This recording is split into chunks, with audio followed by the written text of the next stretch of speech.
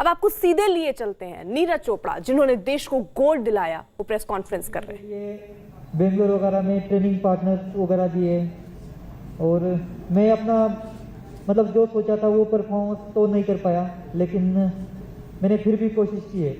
मुझे साथ में ही आर्मी ने बहुत सपोर्ट किया है, आर्मी स्पोर्ट्स इंस्टीट्यूट ने। बस मैं इस ओलंपिक्स में अपना बेहतर परफॉर्मेंस नहीं कर पाया, लेकिन अगला ओलंपिक्स ज़्यादा दूर नहीं है और मैं अगले ओलंपिक्स के लिए बहुत अच्छे से तैयारी करूँगा और अच्छा परफॉर्मेंस करूँगा। अभी हमारे मतलब ये था आज तक कि ये हर कोई बोलता था, यार तुम ऐसा गेम कर रहे हो जिसमें कभी मेडल ही नहीं आया और कोई चांसेस नहीं है, लेकिन जो आज एथलेटिक्स में मेडल आया है इससे मतलब एक पूरा देश का ये चेंज हो जाएगा कि हाँ एथलेटिक्स में भी मेडल आते हैं और अगले ओलंपिक्स में इससे भी बेस्ट परफॉर्मेंस आएगी एथलेटिक्स की और हर एक मेहनत करेगा कि नहीं हाँ एथलेटिक्स से भी उम्मीदें हैं और बहुत अच्छा करेंगे। Thank you. Thank you, Avinash, for creating new national record. Let's have a glance of our relay team, which created Asian record. Please play the AV.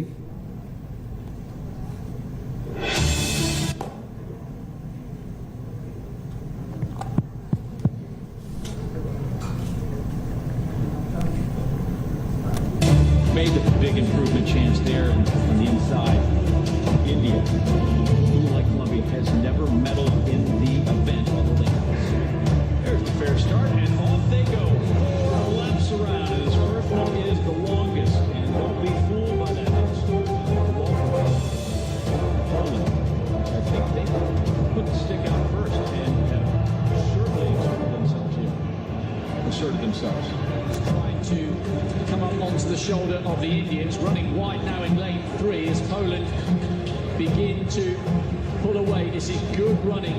They've got such experience when it comes to the 4x4. Poland from Belgium, France, and the Jamaicans with a little bit to the third lane. The Colombians have got an awful lot to do. I wonder if they will regret getting exactly the points. And Poland, as much as they've been putting on the outside right now from Belgium, that's Dylan Floyd looking into his brother Jonathan Floyd, who has won sub-45 on 20 different occasions. And right now, those two are Japan. Marco Suzuki with the carry for Japan. Closing for Jamaica, Nathan Allen. He's been on a couple of their relay teams that have produced silver medals both in the most recent Olympics and World Championships. Japan starting to fade now here. And the तो एक race बड़ी कामयाबी और बड़ी भव्य स्वागत की तैयारियां हुई जब नीरज चोपड़ा और तमाम खिलाड़ी जो पदक लेकर भारत लौटे, वतन लौटे। स्वागत एयरपोर्ट से लगाकर उनके घरों तक हुआ। आज वो प्रेस कॉन्फ्रेंस कर रहे हैं नीरज चोपड़ा और तमाम जो वहां खिलाड़ी गए थे जिन्होंने पदक दिलाया और नए भारत के सुपर हीरो माने जा रहे हैं, क्योंकि एक लंबा इंतजार भारत को गोल्ड के लिए करना पड़ा। अभिनव बिंद्रा के बाद अगर गोल्ड कहें तो नीरज चोपड़ा हैं जिन्होंने गोल्ड भारत को दिलाया। हर बार आस की नजरों से हम ओलंपिक्स में उन हर खिलाड़ियों को देख रहे थे कि कहीं ये गोल्ड का सपना भारत का पूरा ना करते, लेकिन वो सपना नीरज चोपड़ा ने पूरा किया। जो आज हर कोई उस सपने को जी रहा है, उसी खुशी के साथ, उसी जोश की लहर के साथ इस वक्त जो खिलाड़ी महसूस कर रहे होंगे, वही सब कुछ पूरा देश इस वक्त महसूस कर रहा है।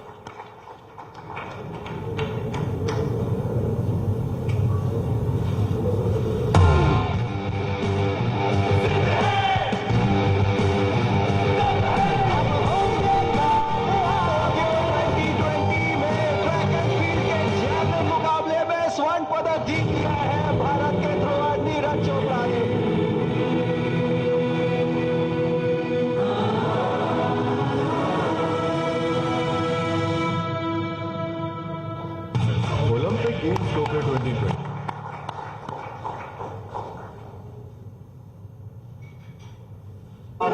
पहला गोल्ड मेडल भारत के नाम एथलेटिक्स में ओलंपिक गेम्स के अंदर, और वो आया है टोक्यो 2020 में।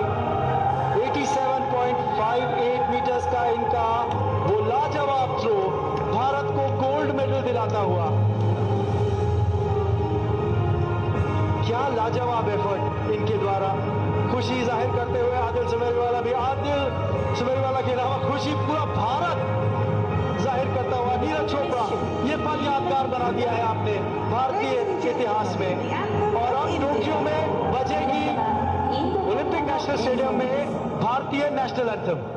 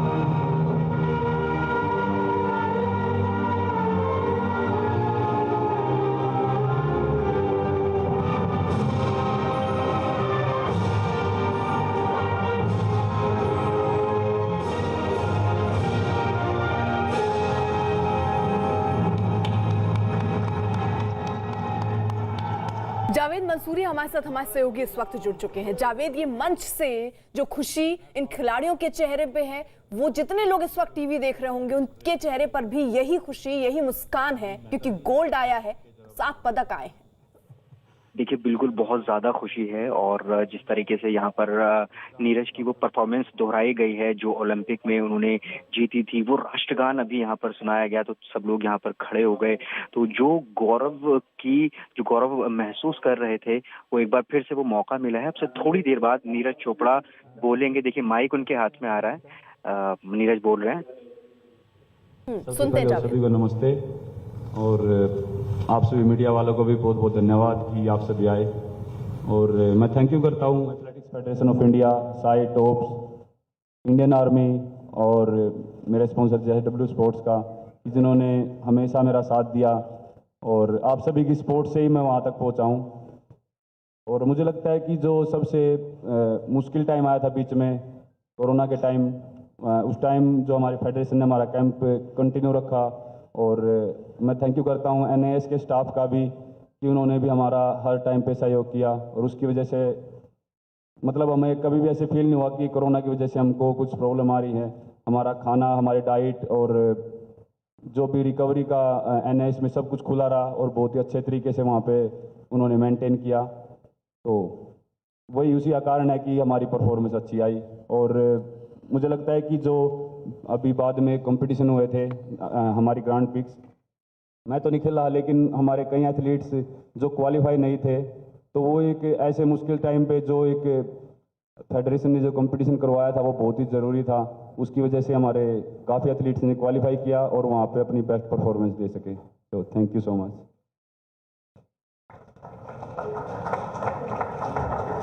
नीरज, अगर एक बार मेडल निकाल के हम सब खड़े हो जाएं और आप मेडल निकाल लें तो एक बहुत अच्छा पिक्चर बन जाएगा हमारी एथलेटिक्स फैमिली का।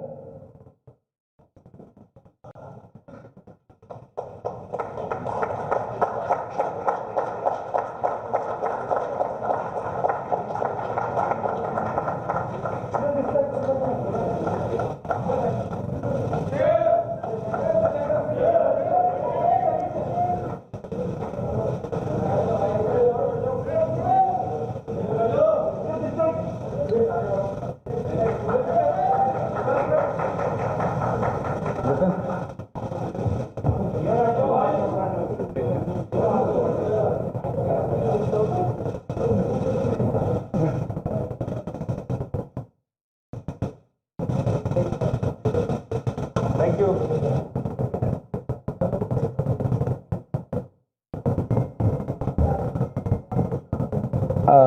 Now I hand over the floor to Mr. Raja Ramanji for question and answer session.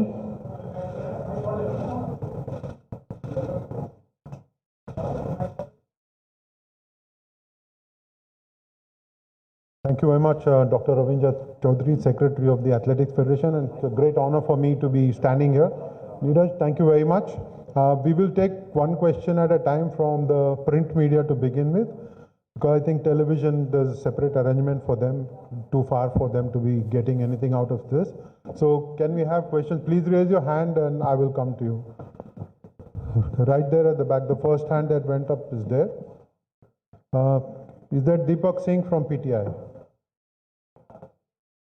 Deepak, you please identify the person you want a question to so that we can pass the mic to them. मेरा सवाल है नीरज से। Deepak, wait, we can't hear you. Hello hello hello hello hello मेरा सवाल नीरज, मैं दीपक बोल रहा हूँ, press club of industry. First of all congratulations. मैं थोड़ा सा आपको 2015-16 का बारे में पूछना चाहता हूँ। आपको नेशनल गेम्स में 2015 में 5th पोजीशन आया था, देन उसके बाद आपको नेशनल गेम में ला गया था। Then at the end of that year itself आप 80 क्रॉस हुआ है। देन आप साउथ एशियन गेम्स में 82 फेंका एंड देन जुलाई में वर्ल्ड चैम्पियनशिप जूनियर में आप 86 पहुँच गया। तो इसी बीच का टाइम में आपने ये परफॉर्मेंस कैसे इम्प्रूव किया, आप समय का थोड़ा बता दें। सबसे पहले तो मैं बताता हूँ कि जो नेशनल गेम्स के बाद जो मुझे नेशनल कैंप में लिया गया, तो वो मेरे लिए एक बहुत ही मेरी लाइफ का एकदम चेंज था स्पोर्ट्स कैरियर में, क्योंकि उससे पहले हम खुद खाना बनाते थे और हमारे पास जेवलिन भी थोड़े इतने ऊपर क्वालिटी के नहीं थे। तो हम ट्रेनिंग अच्छे से करते हैं, लेकिन जो एक फैसिलिटी होती है वो मुझे नेशनल कैंप में आने के बाद ही मिली। एक जो एथलीट की डाइट होती है, और सबसे बड़ी बात है कि वहाँ पे जो मेरे सभी सीनियर एथलीट्स थे उनको देख के एक जो मोटिवेशन मिलता था और एक फीलिंग थी वहाँ पे जाके कि मैं अब अपने इंडिया के सबसे बेस्ट एथलीट्स के बीच में ट्रेनिंग कर रहा हूँ, वो एक बहुत ही अलग फीलिंग थी। उसके बाद ही जो एक ट्रेनिंग का और जो स्पोर्ट्स का एक अलग से मेरे अंदर जज्बा आया, वो बिल्कुल अलग था। तो बस सभी मेरे को फैसिलिटी मिल गई थी, बस मुझे फिर अपना हार्ड वर्क करना था और मैंने वो किया और उसके बाद रिजल्ट ऊपर वाले ने अपने आप दे दिए। Thank you Neeraj, thank you Deepak. एक सेकंड, मुझे लगता है, हेलो दीपक जी, आपने शायद पहली बार आपने मुझे बताया था शायद जब एशियन गेम्स का फ्लैग बेरर बनाया गया था, तो आपका सबसे पहले मैसेज आया था मुझे और बहुत ही खुशी हुई थी सर आपका मैसेज देख के। Can I see a hand go up, please? Right at the back. Andrew Amson, I think that is, if I'm not mistaken. Yeah. From Indian Express. Hi, Andrew here. Andrew जी। नीरज जी, आप वहाँ जब थे आपके interview में आप कह रहे थे मुझे अभी पता नहीं है, मतलब गोल्ड तो जीत लिया, मतलब मेरे को पता नहीं मैंने क्या कर दिया है। अब जब आए थे यहाँ पर कल, जो इतनी भीड़ जमा हुई थी, अब समझ आ रहा है कि क्या मैग्नीट्यूड है, मतलब कितना बड़ा लेवल का चीज़ है। बिल्कुल, क्योंकि वहाँ पे एक मेरा सपना था, मतलब मेरा नहीं, कोई दुनिया कोई भी एथलीट है, मैं सिर्फ इंडियन एथलीट की बात नहीं करता, शायद दुनिया का कोई भी एथलीट है उनका सपना होता है कि ओलंपिक में मेडल जीतें। और गोल्ड तो एक, मतलब गोल्ड से ऊपर कुछ है नहीं, तो मेरा गोल्ड आया और मुझे बिल्कुल विश्वास नहीं हो रहा था सच बताऊं तो, क्योंकि मेडल के लिए मैंने ट्रेनिंग की थी, लेकिन जो वर्ल्ड में जो कंपटीशन चल रहा था वो बहुत ही टफ चल रहा था और बहुत अच्छे अच्छे थ्रोअर थे वहाँ पे, तो मेडल के लिए हमारी पूरी तैयारी थी। लेकिन वहाँ पे उस दिन मैं परफॉर्मेंस दे सका ठीक से और मेरा वहाँ पे गोल्ड आया, तो मुझे ऐसा फील नहीं हो रहा था, क्योंकि एक जैसे सपने में जी रहा था। मुझे लग रहा था कि कहीं ये सपना तो नहीं है, और जब भी मैं गोल्ड को देखता था फिर लगता था कि नहीं यार जीत तो रखा मेरे पास ही है। पर जब मैं इंडिया आया तो एक बिल्कुल माहौल अलग था, और कल पता लगा कि हाँ यार कुछ तो ऐसा देश के लिए किया है कि आज इतना सम्मान मिल रहा है। Thank you Neeraj, thank you Andrew. Sabi Hussain from the Times of India, ये मेरे बिल्कुल सामने है। तो नीरज, यानी कांग्रेचुलेशंस पहले तो। माइक पास में रखना, क्लोजर टू योर माउथ। मैं धन्यवाद करूंगा और मैं रिक्वेस्ट करूंगा कर्नल बिश्नोई जी से कि वो आए थे हमारे साथ, पर उसके बाद थोड़ा ज़रा पीछे निकल गए। इनका एक मैं इनवाइट करूंगा to him to stage, please come and join. इनका योगदान बहुत है, क्योंकि ये ईडी NAS पटियाला में है, जहाँ पर नीरज की और सब एथलीटों की ट्रेनिंग हुई, particularly at the time of when the COVID-19 was on peak. They continued their training and how they were quarantined and saved from the COVID, और कैसे इनके खाने पीने का ध्यान रखा गया, तो इनका भी स्वागत करते हैं और इनके योगदान को थैंक यू वेरी मच। तभी नीरज, तो मेरा सवाल ये है कि एक एथलीट जो होता है उसके करियर का जो एक अल्टीमेट एम होता है वो होता है गोल्ड मेडल जीतना। ओलंपिक में आपने गोल्ड मेडल जीत लिया, आप 23 ईयर्स ऑफ एज है, एशियन गेम्स गोल्ड मेडल आपके पास है, कॉमनवेल्थ गेम्स गोल्ड मेडल आपके पास है, ओलंपिक गोल्ड मेडल आपके पास है। What next for Neeraj Chopra? अब आगे क्या, कहाँ ले जाएगा ये सफ़र आपको, आगे कैसे?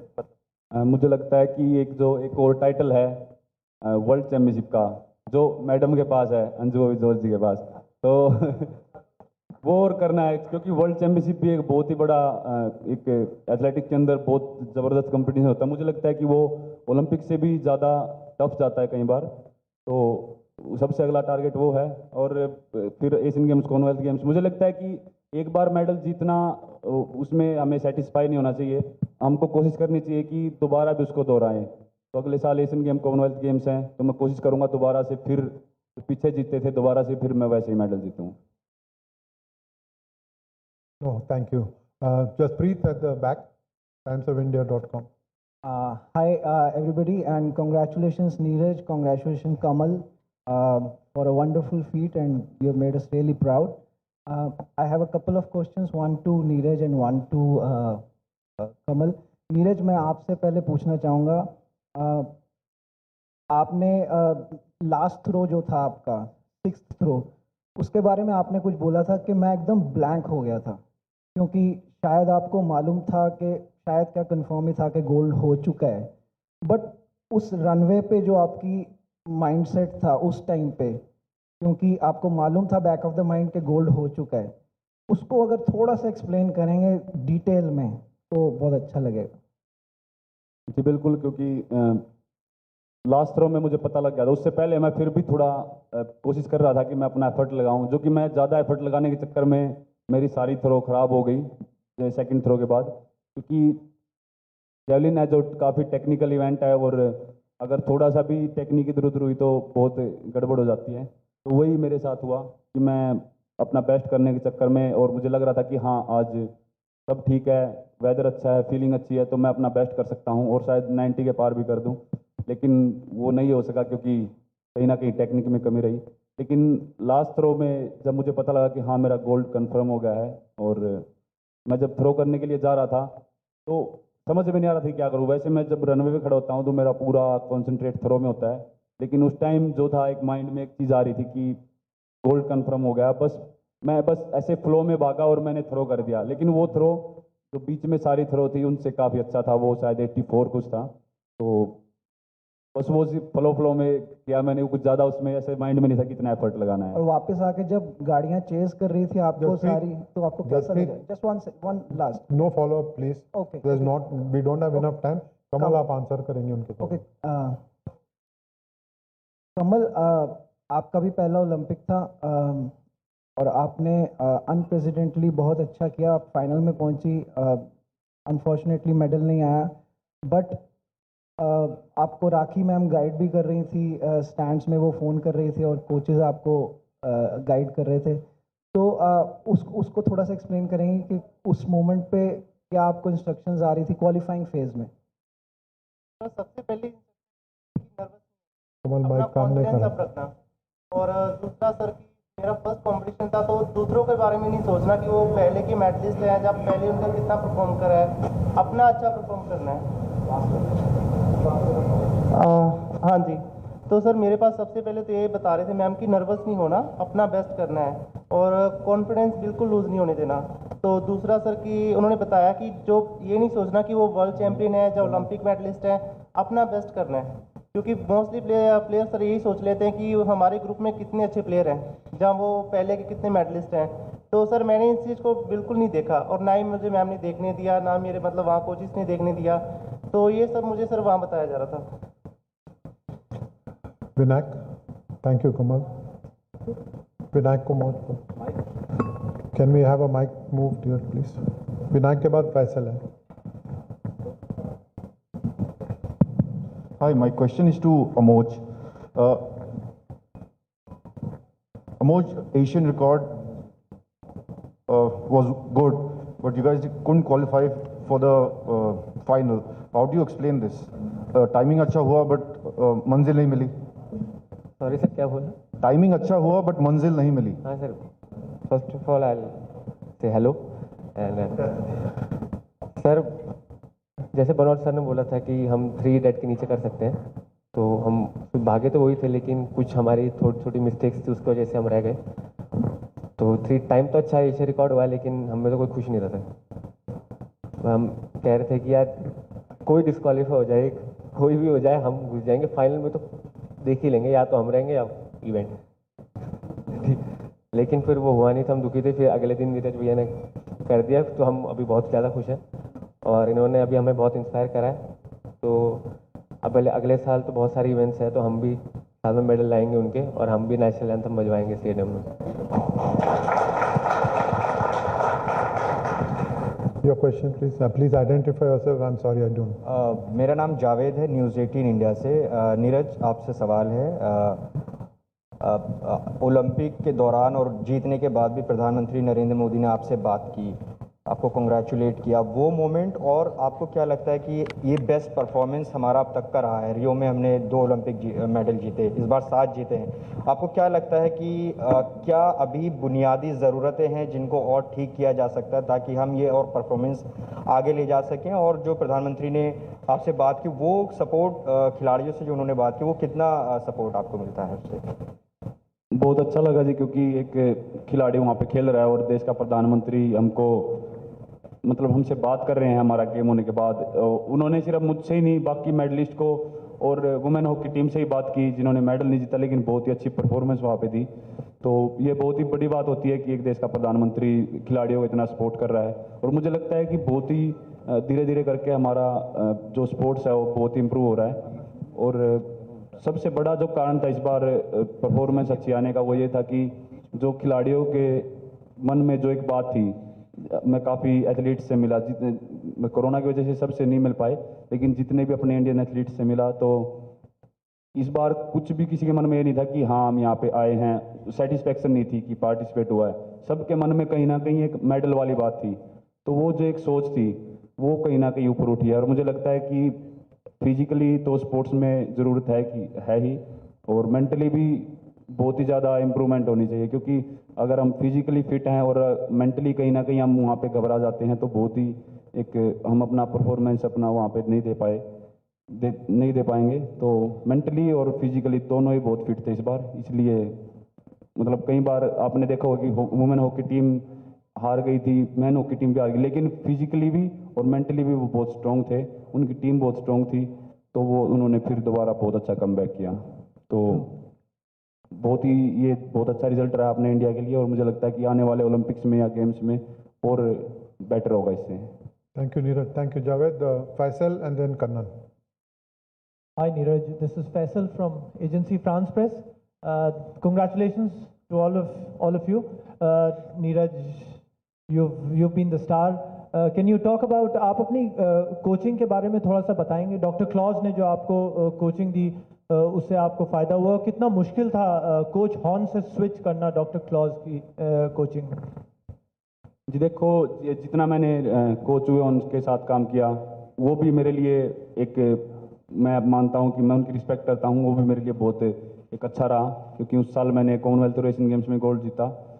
और जो ट्रेनिंग चल रही थी, मुझे लगा कि कहीं ना कहीं जो टेक्निक है और जो ट्रेनिंग जो स्टाइल है उनका थोड़ा सा डिफरेंट था. लेकिन साथ में क्लाउज भी थे, क्लाउज बार्टोनिज, और उनके साथ मैंने थोड़ी देर ट्रेनिंग की. तो मुझे लगा कि इनका ट्रेनिंग प्लान जो है मेरे साथ बहुत अच्छे से हो रहा है.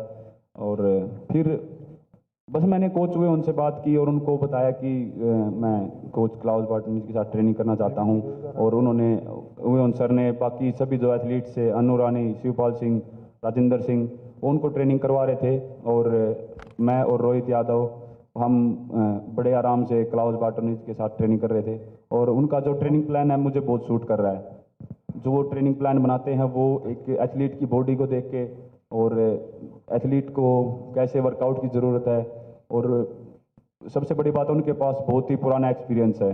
वो बहुत एथलीट्स के साथ काम भी कर चुके हैं, अलग अलग कंट्री में काम कर चुके हैं, और मुझे लगता है कि वो एक्सपीरियंस जो उनका था वो बहुत काम आया है। तो मैं थैंक यू करता हूँ फेडरेशन का कि उन्होंने उनको बुलाया और इतनी वो हमको सिखा रहे हैं, और आज हम गोल्ड मेडल जीत के आए हैं। Thank you. कन्नन। नीरज, पास में रखना। Hello. Yes.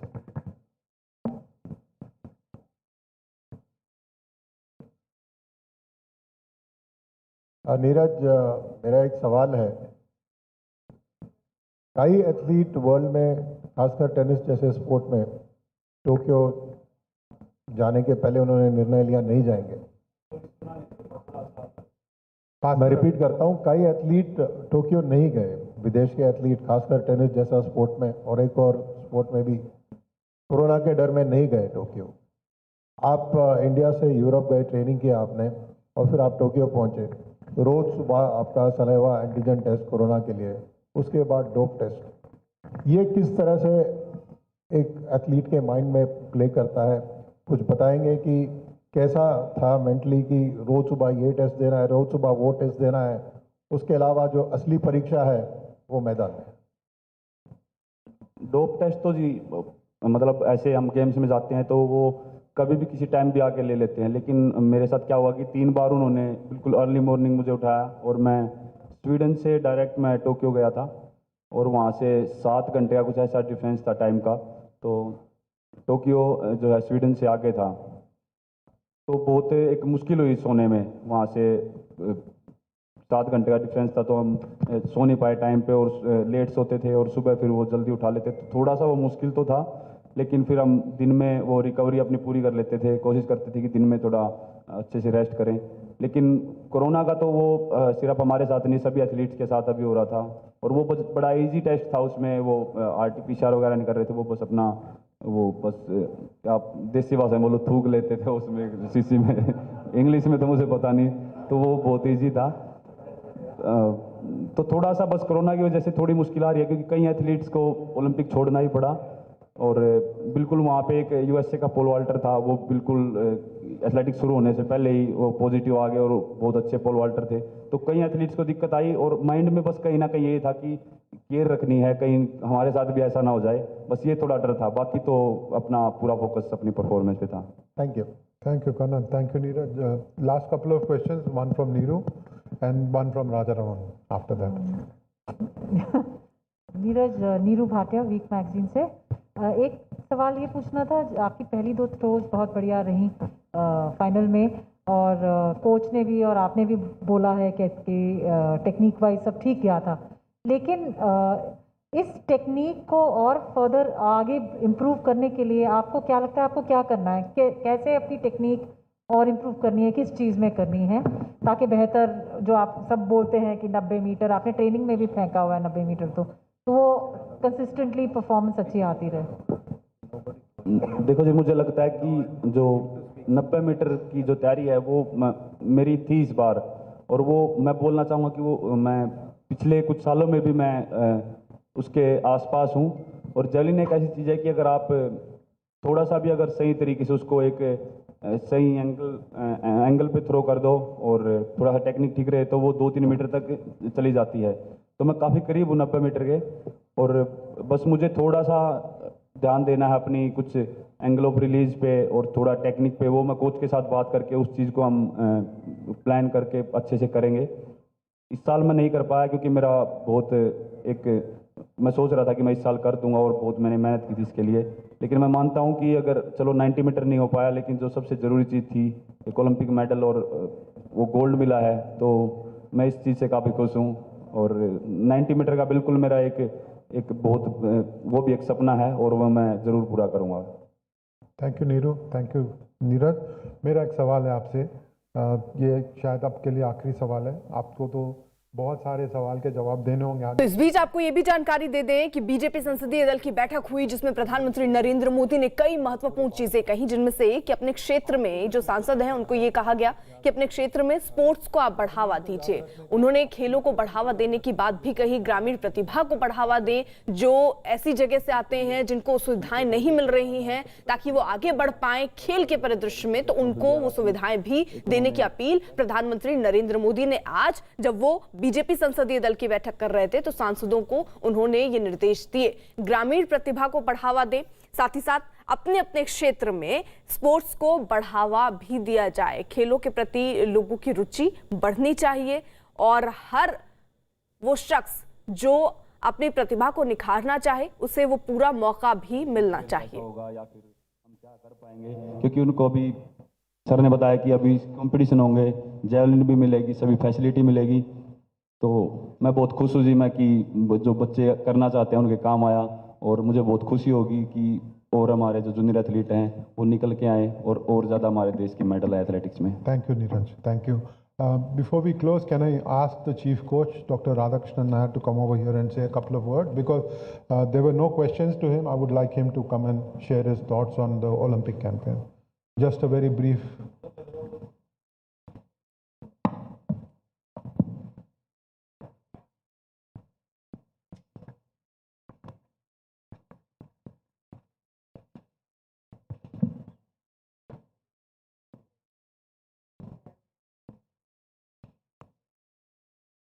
Good morning to all. In fact,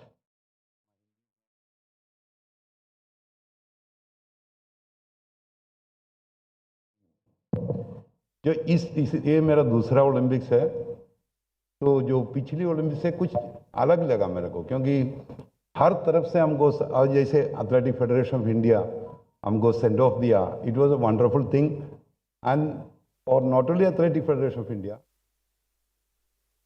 film industry के चमकते सितारे और उनकी ग्लैमरस लाइफस्टाइल तो हम सब ने देखी है, लेकिन इस चकाचौंध के पीछे इन सितारों की एक अलग जिंदगी भी है।